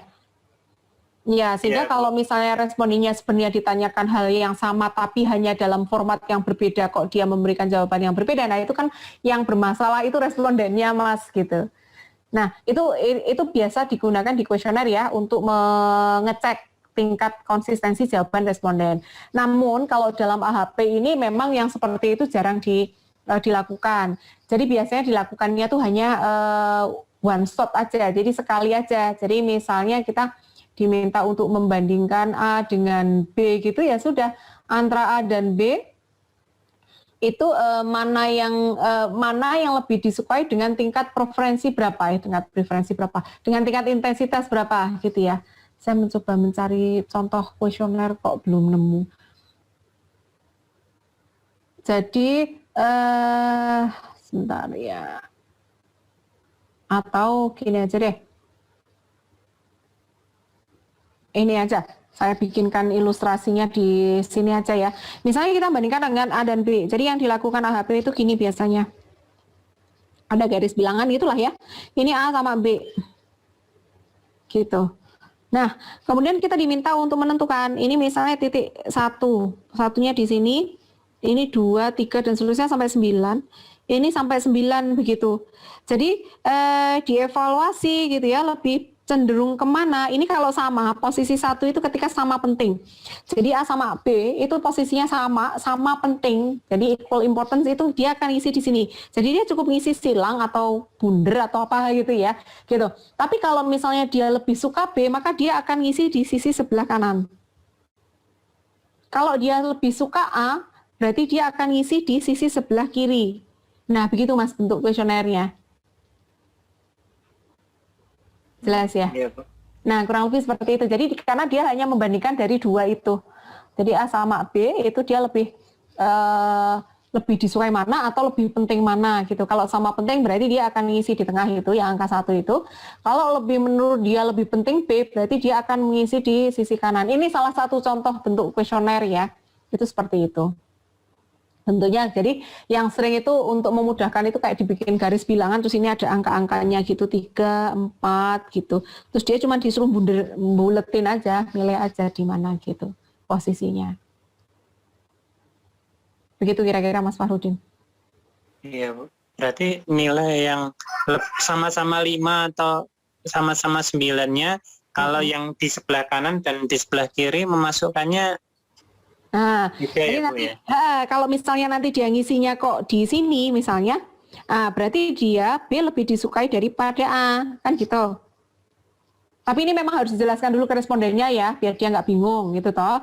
Jadi ini adalah kalau sama, kalau lebih suka B, itu berarti milih sebelah kanannya gitu ya, milih sebelah kanannya. Nah seberapa lebih penting atau seberapa lebih disukainya itu ditunjukkan dengan angka-angka di situ. Kalau dia kok menyilang angka 5 di sini, oh berarti ini B lebih disukai daripada A, sehingga nanti nilainya kalau kita ngisi matriks perbandingan berpasangan gini ya, maka B lebih disukai daripada A, di sini nilainya jadi 5. Sedangkan yang ini B terhadap A ya, A terhadap B nanti di sini adalah 1/5, jadinya seperti itu Mas. Bu, kalau misalkan seperti itu tapi dia ada yang ternyata nggak konsisten yang tadi ya Bu, misalkan B terhadap A dia lebih suka gitu kan, lebih suka B, terus C terhadap A lebih suka C gitu, terus terakhirnya yang C terhadap B dia lebih suka B, terus tapi ada yang nggak konsekuen itu cara, ya itu gimana? Ya itu harus direvisi, ini yang tadi dipertanyakan adalah ini ya, evaluation transitivity ini. Iya. Jadi kalau misalnya itu terjadi, itu biasanya nanti CR-nya akan lebih besar dari 1 Mas. Ketika CR-nya itu lebih besar dari 1, itu menunjukkan bahwa ada masalah loh di matriks kita. Nah untuk ada masalah di matriks kita gimana, dicek tadi. Ya jadi kalau misalnya A lebih disukai daripada B, B lebih disukai daripada C, ini kan harusnya ini harusnya kalau ditanyakan A dengan C kan A lebih disukai daripada C. Kok ternyata dia C lebih disukai daripada A kan gitu ya. Misalnya, nah ini kan berarti nggak konsisten. Nah kalau seperti ini, pertanyaan ini harus diulang untuk responden ini berarti bermasalah. Jadi memang harus diulang lagi, begitu. Berarti nggak boleh memperbaiki langsung ya, harus diulang lagi. Ditanyain lagi, dipastikan. Karena kalaupun urutannya kita balik kan kita nggak ngerti toh angkanya itu loh. Angkanya itu kan nggak serta-merta kita langsung membalik itu. Jadi memang harus dikonfirmasi ulang ke respondennya. Begitu Mas. Siapa tahu dia salah maksudnya itu sebaliknya, tapi tadi pas nyilang salah harusnya di sebelah kanan, terus dia nyilang sebelah kiri misalnya, gitu. Begitu Mas Fakhrudin. Iya Bu. Monggo silakan kalau ada lagi. Bu kalau ini Bu, referensi untuk misalkan weak important ini sangat penting, lebih penting itu ada ininya nggak, misalkan ya penting Mas, penting dengan yang sangat penting ini seberapa ini ya contoh kadarnya itu. Itu subjektif ya Mas, kalau itu Mas. Ini benar-benar subjektif kalau ini. Jadi hanya decision maker itu aja yang bisa merasakan gitu. Jadi yang dikunci itu sebenarnya adalah 1 sama 9 Janjani ya. Kalau yang 1 tuh sama penting, kalau yang 9 itu absolutely sangat penting gitu. Udahlah nggak ada ragu-ragu sama sekali, ini mesti lebih penting dibandingkan yang lain gitu misalnya. Gitu. Tapi kalau yang di antaranya itu memang ini subjektif, dirasa-rasa ke dewe kalau orang Jawa itu gitu ya. Jadi dirasakan sendiri kira-kira menurut dia itu berapa sih intensitasnya gitu. Berarti nggak ada contoh yang ini tuh seperti apa, seberapa besar. Misalkan ranknya sampai 10 baru dikatakan misalkan kan nilai 100 itu kan sangat bagus Bu, dengan nilai 60, dengan nilai 40 kan ada ringnya gitu kan. Nah kalau berarti yang katakanlah gaji yang dia di atas 10 juta atau di bawah 3 juta itu kan ada ringnya. Oh yang mana yang lebih ini nggak ada seperti itu ya. Kan kalau di fungsi objektif itu kan ada bentuk penilaian ring ya istilahnya. Misalkan tadi kan ada benefit, ada lokasi, seberapa jauh dari pusat kota. Nah hal-hal itu bisa dikuantifikasikan nggak ya? Gini. Kalau untuk intensity scale ini murni objektif. Sekarang kita lihat, kalau misalnya tadi pertanyaannya ya dari taruhlah kita kembali ke depan. Dari ini yang sempat saya hapus ya. Misalnya ini tadi benefit, kemudian ini lokasi dan seterusnya. Dan seterusnya ya. Nah, di antara kriteria-kriteria ini itu apakah semua itu harus ditanyakan ke responden atau tidak? Nah, satu misalnya gini. Misalnya kita melihat bahwa untuk benefit itu cuman diukur dari gaji misalnya ya. Dari gaji saja misalnya ya. Benefit itu misalnya ini saya ganti dari gaji aja. gaji itu kan tentu saja semua orang udah tahu bahwa 2 juta itu lebih besar 2 kalinya 1 juta misalnya. Nah, andaikan yang ingin dimasukkan di situ adalah gaji nominal as it is, ya sudah, kalau itu nggak usah dilakukan perbandingan berpasangan. Karena sudah ada gitu ya, jadi nilainya sudah ada di situ. Sudah ada nilai objektifnya. Nah, terus kapan kita lakukan nilai perbandingan berpasangan gitu. Jadi artinya gini, kita udah tahu lah peringkat ya, misalnya gaji yang satu ngasih 10 juta, yang satu ngasih 20, yang satu ngasih 30. Ya kita tahu lah ini mesti peringkat pertama, peringkat kedua, peringkat ketiga, mesti kayak gitu kan ya. Nah, kemudian bobotnya gimana ya, proporsional terhadap jumlahnya itu misalnya. Itu bisa seperti itu, sehingga kalau misalnya kita ada kriteria yang seperti ini nggak usah diperwaiskan, nggak usah ditanyakan ke respondennya, karena kita punya data objektif. Gitu toh. Jadi misalnya satu kriteria ini adalah data objektif. Kriteria yang kedua misalnya lokasi. Nah, lokasi kita lihat. Lokasi di sini, ini kan misalnya dibagi menjadi nanti luar Jawa atau apalah tergantung persepsinya ya, ini kan company ABC, dilihat lokasinya tadi. Nah, dalam sisi lokasi ini ada unsur perspektif, misalnya A itu ada di Jakarta, B di Jogja, C kemudian di luar Jawa. Nah, bagi satu orang dengan orang yang lain itu preferensinya kan beda-beda ya, antara Jakarta dengan Jogja, mana yang lebih disukai, seberapa lebih disukai, nah ini kan subjektivitas masuk. Nah, ketika subjektivitas masuk, itulah saat yang tepat kita menggunakan 9-point scale AHP tadi. Yang dimana itu memang dirasa-rasakan sendiri gitu ya, sesuai dengan persepsinya dia. Begitu Mas, jadi karena ada unsur subjektivitas masuk. Tapi ketika memang ada salah satu kriteria yang dia itu tidak memerlukan subjektivitas itu untuk terlibat, ya sudah dia masuk data di sana. Data nominal di sana gitu ya, itu langsung dimasukkan bisa. Nah, termasuk tadi ketika ada range tadi ya, jarak sekian sampai sekian, sekian sampai sekian, kalau memang misalnya salah satu kriteria itu adalah jarak dan menurut dia itu jarak itu cukup jarak objektif tanpa ada persepsi masuk, ya sudah masukkan saja itu kriteria jarak as it is gitu. Misalnya semakin dekat semakin disukai, ya sudah, berarti kan bobotnya ya tergantung itu tadi, tergantung proporsional jarak tadi. Nah, itu nggak perlu disubjektifkan. Nah, sehingga bisa jadi dari 5 kriteria ini, itu kita hanya mungkin 3 kriteria saja yang kita butuh kuesioner AHP. Sementara yang 2 itu hanya berdasarkan data objektif. Nah, tapi untuk kriteria-kriteria yang memang ada data subjektifnya tadi, itu betul-betul subjektif dari decision maker. Begitu Mas Fahrudin jawabannya. Iya, Bu. Berarti misalkan ya Bu, itu kan yang gaji itu kan contohnya itu kan 10, 20, 30. Ya. Itu dia pasti akan jadi faktor yang paling dominan daripada faktor yang lain ketika dikasih objektif 10, 20, 30. Tapi kalau dikasihnya itu rentangnya ya, kalau misalkan ternyata gajinya cuma selisihnya atau benefitnya cuma selisih 200.000, dia jadi ini Bu, paling rendah kan bisa jadi seperti itu. Misalkan kayak UMR itu kan selisihnya dikit-dikit ya antar daerah yang satu dengan daerah yang lain di masing-masing kota gitu. Nah, itu gimana ya? Apa perlu harus dikasih objektif seperti itu untuk narasinya ketika misalkan mau memberikan training gitu? Iya, itu kan baru satu kriteria saja toh. Kita kan punya banyak kriteria ya. Nah, nanti kan masing-masing kriteria ini ketemu bobotnya masing-masing ya. Ini W1, W2, W3. Nah, dari sini nanti kan kita adjust seberapa penting sih gaji ini buat dia gitu ya. Ketika di sini ternyata ini kan kebetulan gede-gede misalnya, buat orang lain ini nggak penting kok, yang paling penting buat saya adalah lokasi. Maka W1 bobot dari gaji itu nanti akan kecil. Jadi nanti di kriteria ini nanti kita punya perbandingan berpasangan kok, antara membandingkan antara benefit, kemudian lokasi, kemudian reputasi, kita lakukan perbandingan berpasangan begitu. Nah, nanti kan ketemu bobot dari masing-masing, yang itu menunjukkan seberapa penting sih kriteria itu untuk orang itu. Nah, ini bobotnya subjektif kalau ini, gitu ya. Jadi bisa jadi di satu kasus ini gaji nggak penting buat satu orang tertentu gitu.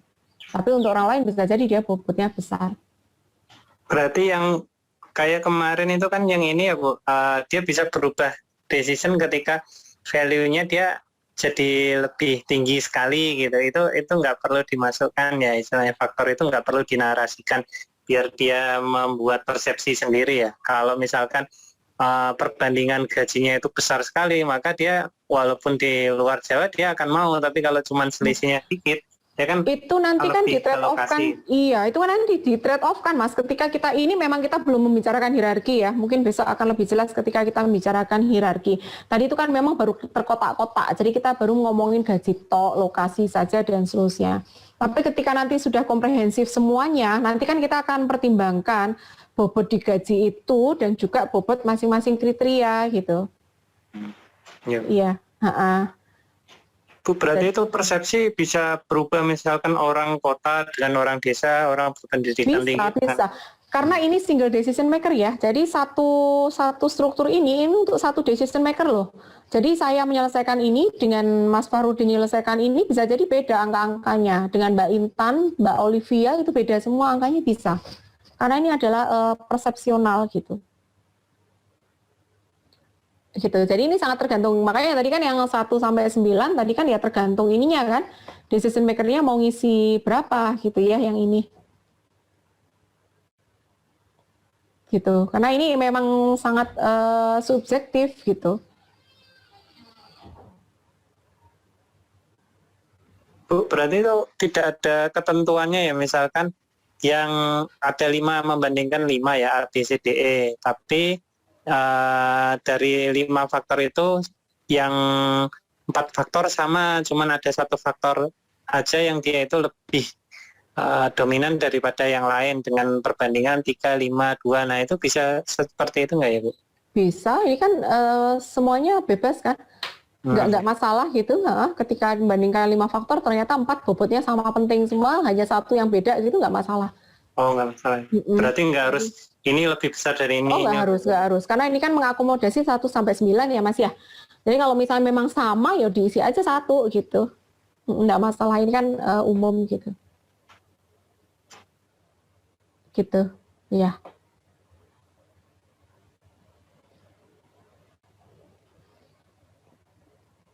Begitu ada lagi. Oh iya, untuk kuliah pengganti kita bisa kapan ya? Susah banget ya saya nyari kuliah waktu ini yang match ya. Ternyata meskipun 3 orang kemarin sempat nyari-nyari dengan Mbak Yanti itu, yang saya bisa 1 di antara Anda nggak bisa, itu mesti kayak gitu nggak ketemu.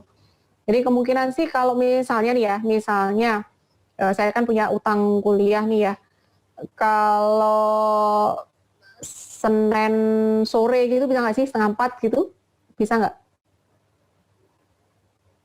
Mas Farudin, Mbak Intan, Mbak Olivia. Kalau saya bisa, Bu. Bisa, Mbak Olivia bisa. Saya Mbak bisa, Intan, Bu. bisa. Mas Farudin bisa kah Senin sore? Senin sore Bu? Iya Bu, bisa. Bisa ya, 3:30 ya. Baik. Berarti Senin besok kita tanggal berapa berarti? Tanggal berapa ya Senin besok tuh ya? 7 ya? Iya, Bu, tanggal 7. Oh ya, oke. Berarti insya Allah kita tambahan kuliah tanggal 7 ya? Sore ya, 3:30 gitu ya, habis asar gitu? Bisa kah? Bisa, Bu. Ya, alhamdulillah bisa ya. Berarti kita agendakan aja ya Senin sore tanggal 7. Karena kalau nyari di jam kerja itu susahnya minta ampun, nggak pernah ketemu jadwal ya. Kemarin ngutek-ngutek sama Mbak Yanti itu nggak nemu jadwalnya. Oke, baik. Berarti nanti kuliah tambahan kita, nanti kita lanjutkan yang AHP ini ya untuk yang hierarki, dan mungkin akan saya berikan contoh-contoh aplikasinya untuk TKL. Oke, berarti tanggal 7 Juni. Jam 15.30 ya, 3:30. Oke. Kalau siang ada kuliah ya jam 1 ya? Saya tidak ada. Oh nggak ada, Mbak Olivia. Saya juga Senin Jam 1 ada. Oh kosong. Mas Farudin jam 1 Senin ada kuliah kah? Kayak ini Bu, kadang ada kadang ini, soalnya Pak Andi ya. Pak Andi kadang mundur sampai jam ini. Pak Andi Jadwal Radian. beliau. Iya. Seperti itu. Senin ki kadang ada kuliah, kadang enggak gitu Pak Mas? Ada, tapi kebanyakan jadwalnya harusnya kan lebih pagi, dia mundur kadang sampai jam 12 lebih gitu, terus kadang jam 1 karena kemarin rapat itu bilangnya seperti itu. Nanti ya saya kirim materi dulu, kalian baca, baru nanti saya kalau udah selesai baru kita diskusi gitu. Oh, dan itu biasanya jam 1 ngono ya. Dan itu udah ada. Lebih amannya kalau sore, jadi Oh saya ya, jadi aman ya. Oke Mas, kalau gitu ya sudah. Berarti nggak apa-apa ya sore ya. Malah Anda bisa tidur siang dulu ya. Yang ini ya, yang siang nggak ada kuliah. Oke, baik. Berarti insya Allah kita kuliah tambahan ini ya, 7 Juni ya. 7 Juni jam 3:30 sore aja. Mudah-mudahan lebih seger lah kalau sore gitu. Oke, monggo kalau ada yang ingin ditanyakan lagi ya, silahkan. Untuk ini, Bu, hierarkinya itu ada batasannya nggak ya, Bu? Hierarkinya ya Mas ya, hierarkinya tidak ada batasan Mas. Intinya hierarkinya itu yang paling, oke, saya mungkin lompat sedikit untuk hierarki. Lompat sedikit untuk hierarki ya. Nah ini, hierarki tidak ada batasan Mas. Intinya yang paling atas itu adalah tujuan. Ya, objektifnya itu. Jadi kayak Anda misalnya mau nyari istri gitu ya. Nyari istri tujuannya apa sih? Oh, ini istri idaman. Nah, itu goal gitu. Nah, terus kan di breakdown kriterianya apa ya? Istri idaman itu apa ya? Oh, 1 cantik gitu ya. Oh, yang kedua ini agamanya misalnya gimana sih agamanya gitu. Yang ketiga keluarganya gimana misalnya. Nah, terus dan seterusnya. Nah, jadi itu yang pertama itu adalah goal, kemudian di breakdown kriteria. Kadang kriteria ini kita masih pengen menurunkan lagi gitu ya, pengen menurunkan lagi. Ada satu kriteria yang kita pengen turunin lagi dan lebih detail lagi gitu misalnya. Ya, misalnya tadi kalau misalnya pekerjaan aja deh. Pekerjaan tadi misalnya kita turunin lebih detail lagi. Oh ini yang di samping ada ya, yaitu growth, pertumbuhan perusahaan. Oh saya pengen melihat ya pertumbuhan perusahaan itu pertumbuhan dalam jangka pendek sama jangka panjang gimana. Nah jadi di breakdown dari yang bawah. Ini bisa. Nah sehingga yang dikunci sebenarnya adalah yang paling atas dan yang paling bawah. Yang paling atas itu adalah tujuan utama, yang paling bawah adalah alternatif. Ini juga sama, ini tujuan, yang paling bawah ini adalah alternatif. Itu yang dikunci. Nah ini apa, panah-panah ceringi-ceringi apa ini ya? Runcing-runcing ini maksudnya adalah ke sini. Cuman kalau ini digambar kayak gini kan ruwet ya. Jadi tanda panah 4 itu maksudnya adalah menuju ke alternatif gitu.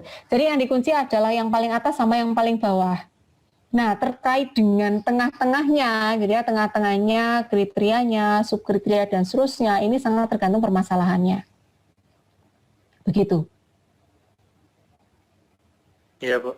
Terus ini Bu, tadi kan diinformasikan bahwa kalau AHP harus ada independensi ya Bu. Terus ngeceknya independensi antar kriteria seperti apa ya Bu? Ada nilai tertentu atau bagaimana? Enggak. Sama alternatifnya juga saling independen itu gimana? Iya.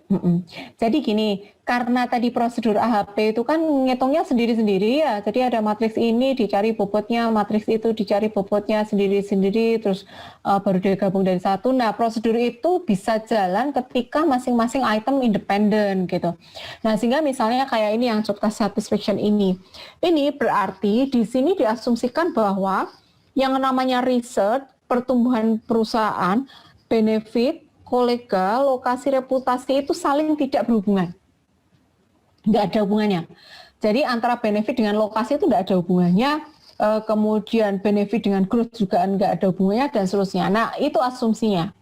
Nah, sehingga, terus gimana dong kalau memastikan bahwa mereka independen? Ya, kalau itu ya, bisa ini ya, kita kalau Anda menggunakan uji statistik ya bisa dengan uji dependensi ya. Jadi ada data terkait dengan lokasi, data terkait dengan benefit dan seterusnya, dilihat bahwa antar mereka independen. Nah itu sudah membuktikan bahwa mereka adalah independen. Begitu. Demikian juga antar alternatif ini, antar alternatif company A, B dan C ini mereka juga saling independen. Begitu. Bisa berdasarkan judgement atau bisa dengan dukungan data. Yang jelas itu adalah asumsi yang harus di-state di awal supaya algoritma yang atau prosedur yang prosedur perhitungan dalam AHP ini bisa diterapkan. Nah, begitu Mas. Gitu. Ya, soalnya berarti kan misal dikelompokkan pakai analisa faktor juga bisa ya Bu, misalkan boleh aja. Oh, terus nanti 5 ini masuk di faktor A, terus ini 3 ini faktor B, terus jadi kayak hierarki gitu juga bisa ya Bu? Itu bisa kalau misalnya Anda mau memodifikasi ya, tapi itu sudah masuk ke apa yang cukup kompleks. Maksudnya Anda punya data sekian banyak, terus dalam menyusun hierarki Anda akan menggunakan analisis faktor misalnya ya. Iya, Misalnya, bisa juga. monggo aja ya.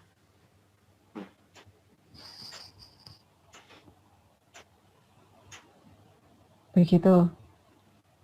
Bu, terus ini Bu, nanya yang tadi tentang mengecek error tadi Bu, itu apa ada ini ya, software otomatis atau kita harus manual satu-satu ngitung ini? Misalkan datanya kriterianya ada banyak, terus juga alternatifnya ada banyak, 100 lebih, itu kan lumayan ini juga ya untuk ngecek errornya itu.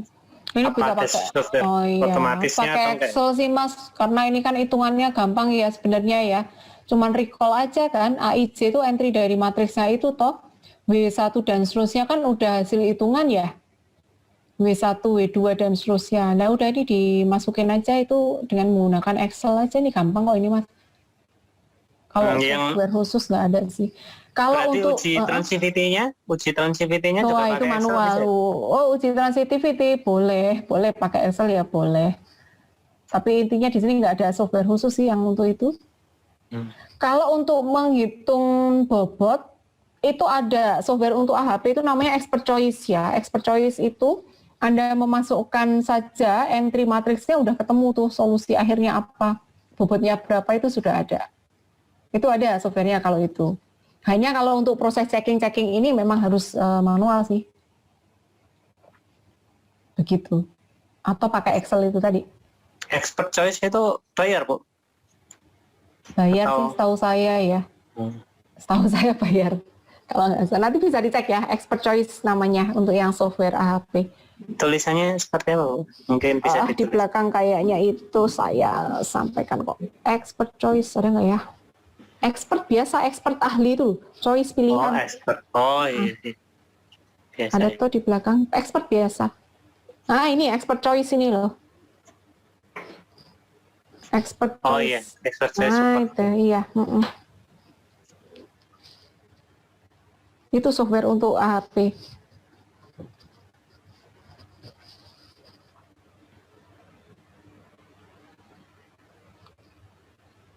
Begitu, monggo kalau ada lagi. Mungkin dari Mbak Intan, Mbak Olivia, silakan kalau ada yang mau ditanyakan. Gampang kok AHP itu. Sudah jelas ya Mbak ya? Iya, sudah jelas, Bu.